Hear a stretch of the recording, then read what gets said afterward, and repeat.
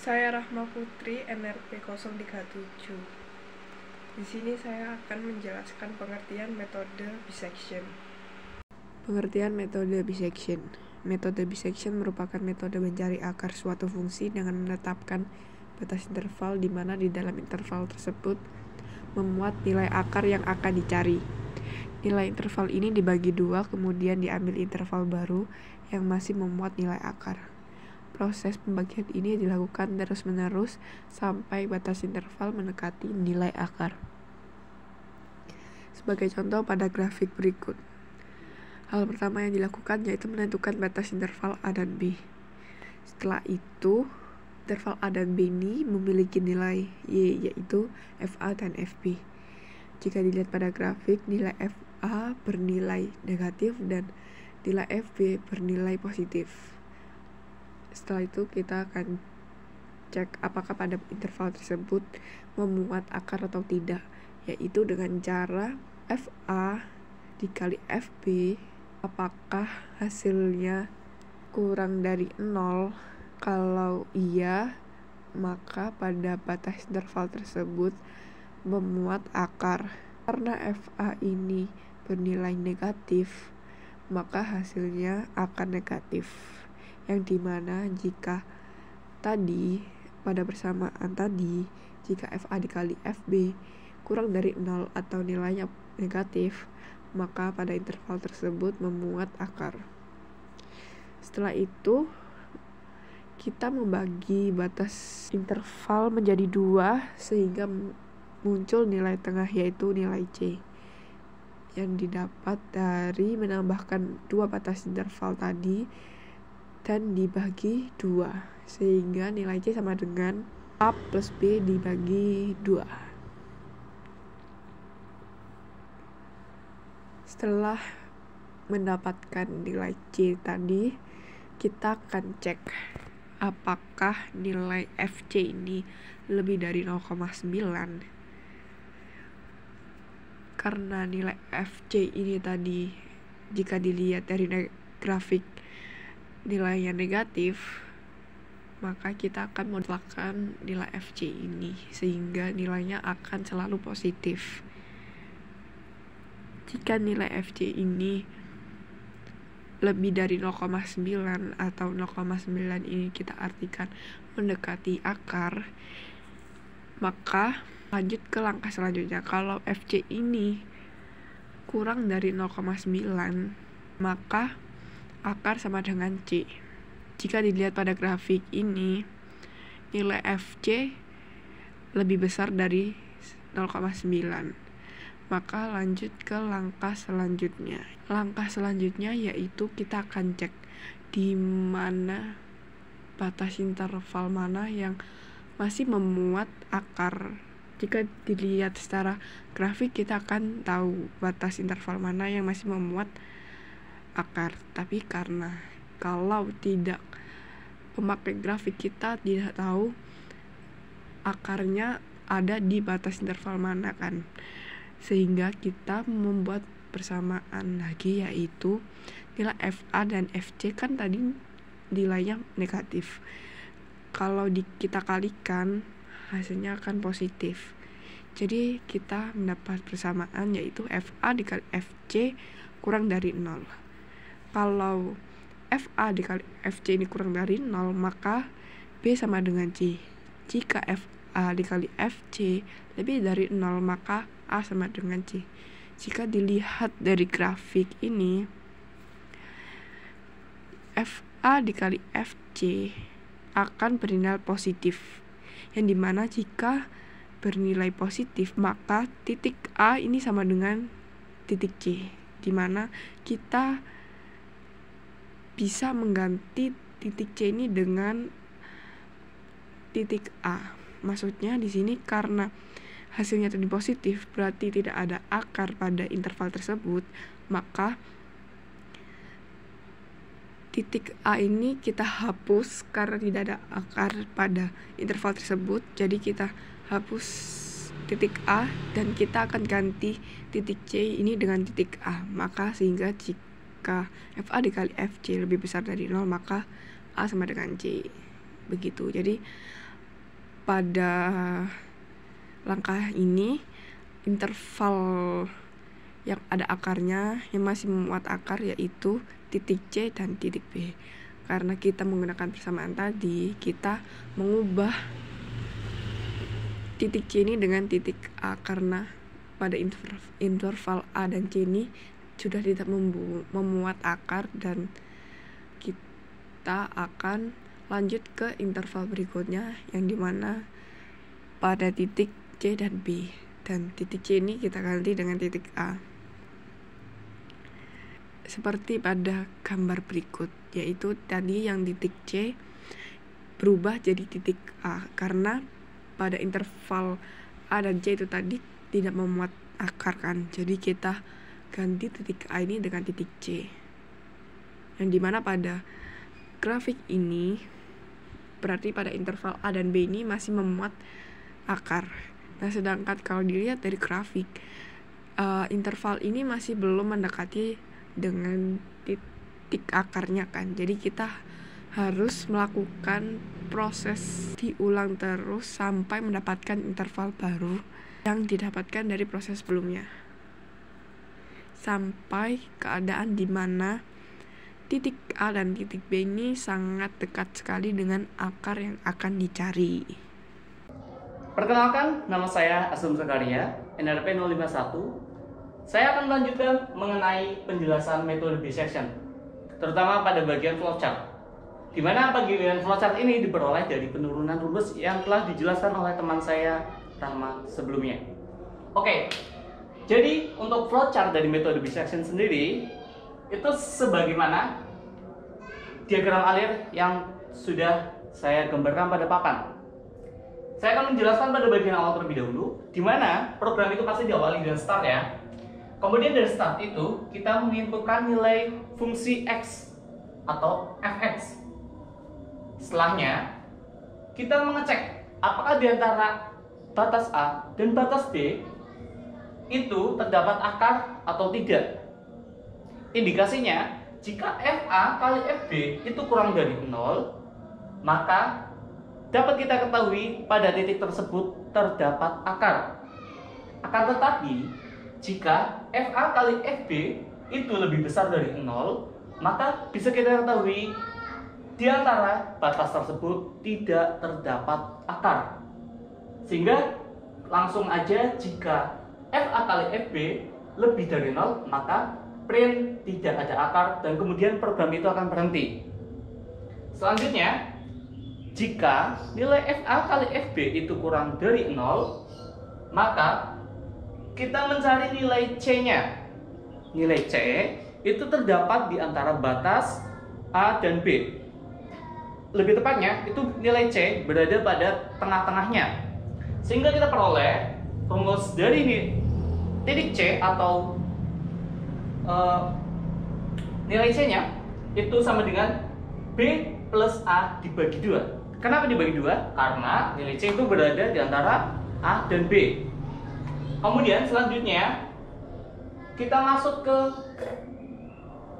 fungsi if. Jika nilai FC-nya dimutlakan itu kurang dari 0,9, maka dapat kita ketahui program itu dapat dilanjutkan ke bagian diagram alir selanjutnya. Akan tetapi, jika nilai FC-nya dimutlakan itu tidak kurang dari 0,9 atau 0 lebih dari 0,9, maka dapat dicetak akar sama dengan C dan program dapat berhenti. Kemudian nilai 0,9 itu sendiri didapatkan dari nilai akurasi atau keakuratan dari keyboard. Kita cek lagi nilai FC dimutlakan itu apakah kurang dari 0,9. 0,9 merupakan angka ketelitian dari keyboard.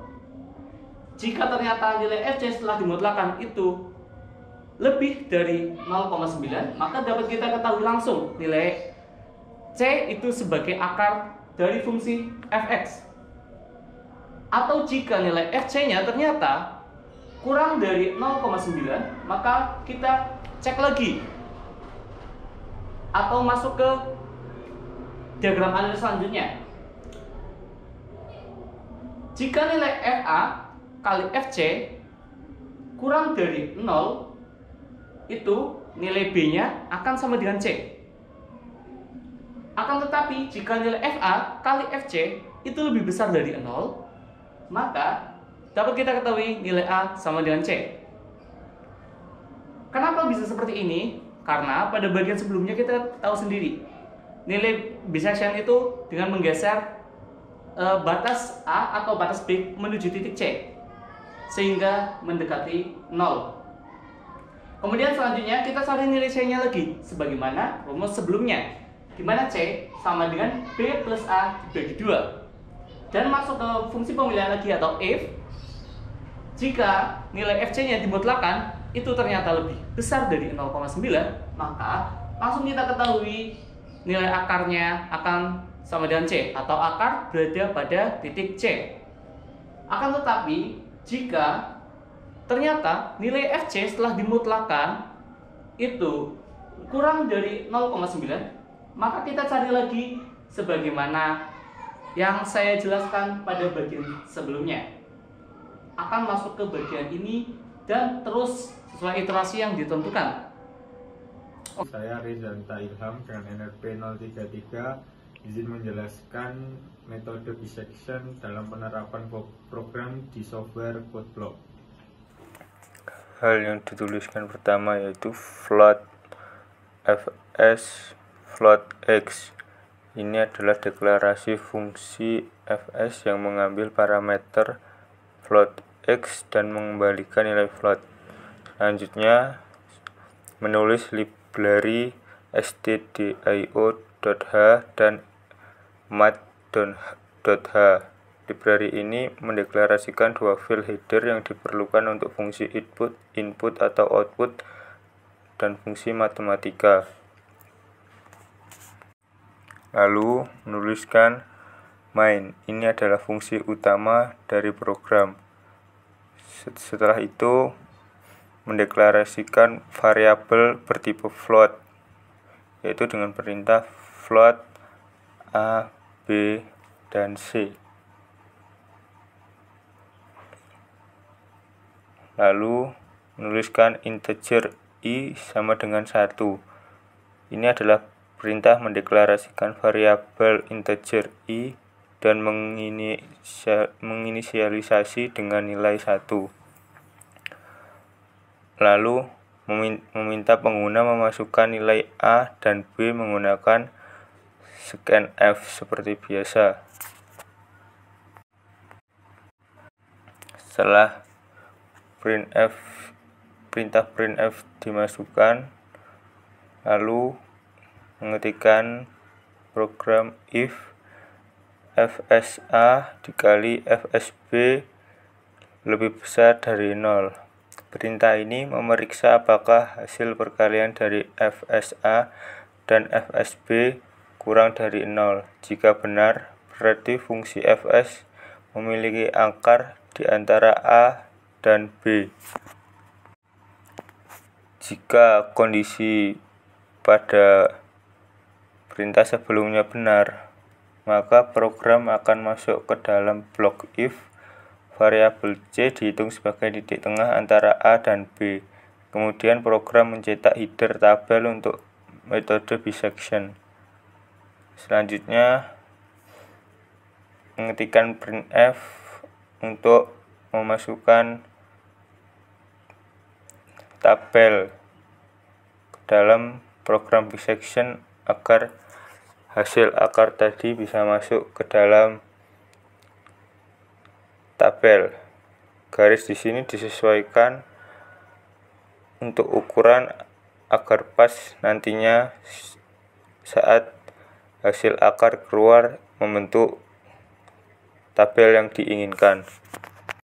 Printf di sini hanya untuk berfungsi mencetak tabel serta mendeklarasikan nomor serta urutan variabel hasil dari akar yang telah dicetak ke dalam tabel. Maksud dari printf kurung buka tanda petik %d t%.2f lalu \n deklarasi variabel i, a, b, c, f, s, c digunakan untuk mencetak baris dalam tabel pada proses iterasi metode bisection. %d ini adalah spesifikasi format untuk mencetak nilai variabel integer i dalam hal ini. Lalu \t%.2f \t ini adalah bagian dari string format untuk mencetak nilai variabel float a, b, c, dan fsc. %f adalah spesifikasi format untuk mencetak nilai float, dan 2 menunjukkan bahwa kita ingin mencetak 2 digit desimal setelah titik desimal. \t digunakan untuk memberikan tab indentasi di antara kolom-kolom. Variabel i dicetak sebagai nomor iterasi a dan b, dicetak sebagai batas interval c, dicetak sebagai nilai tengah interval, dan fs dicetak sebagai nilai fungsi pada titik tengah interval. Setelah mencetak baris tabel, ++i digunakan untuk meningkatkan nilai iterasi sehingga nomor iterasi selanjutnya dapat digunakan dalam baris berikutnya dalam proses iterasi. Pada program selanjutnya, masuk ke dalam loop while dengan kondisi VABS fsc lebih besar dari 0. Loop ini akan terus berjalan selama nilai absolut fs lebih besar dari 0. Di dalam loop, program memperbarui nilai a dan b berdasarkan tanda dari hasil perkalian fsa kali fsc. Kemudian nilai c dihitung sebagai titik tengah baru antara a dan b. Program mencetak baris tabel yang sesuai.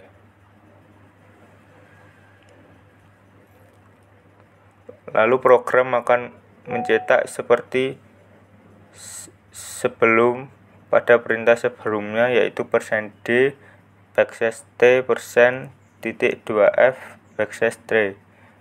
Lalu program akan mencetak printf akar sama dengan %.2f variabel c. Yang dimaksud adalah setelah loop selesai, program mencetak nilai akar yang dihitung c.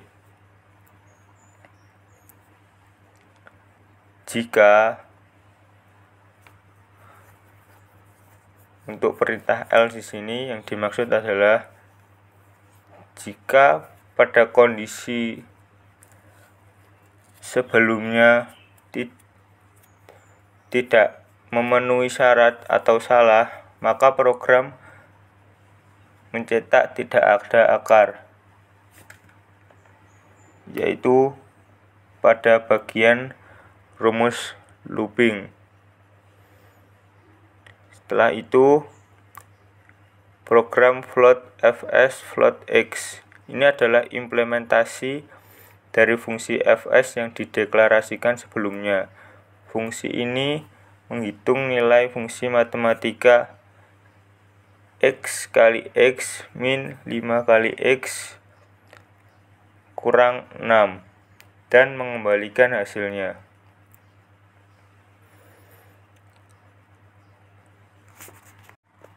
Lalu saya mencoba run dan masukkan data sampel 10 dan 5. Didapatkan akar dari 10 dan 5 yaitu 6 akar 6.